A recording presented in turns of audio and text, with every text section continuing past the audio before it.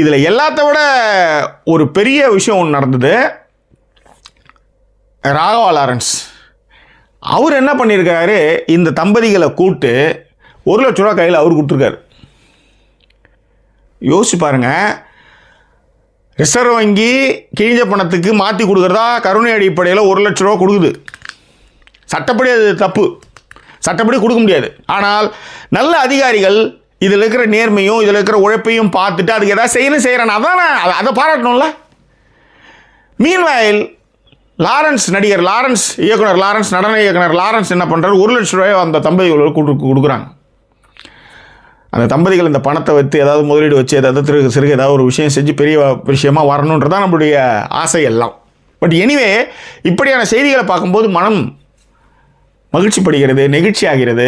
காரணம் என்னென்னா, அதான் சொல்கிறேன், நம்ம நெகட்டிவ் தான் நிறைய பேசுகிறோம், பாசிட்டிவை பற்றி பேசுனதே கிடையாது. அதே நேரத்தில் சமூக வலைதளங்களில் எல்லோரும் நக்கல் ஓடுறதுக்கும் நையாண்டி ஓடுறதுக்கும் பயன்பட்டாலும் கூட இப்போ ஒன்றும் இல்லை. இந்த வீடியோ இருக்குல்ல, அந்த கரையாக அடித்த வீடியோவோ ஃபோட்டோவோ போடுறாங்க ஒரு குரூப்பில்.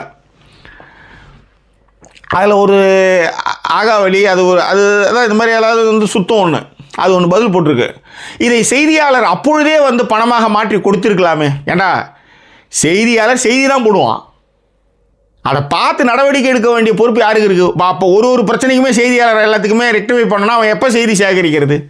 இந்த மாதிரி ஆகாவளிங்க, இந்த மாதிரியான அறவைக்காடு மண்டைங்களும் இங்கே சுற்றிட்டு தான் இருக்குது.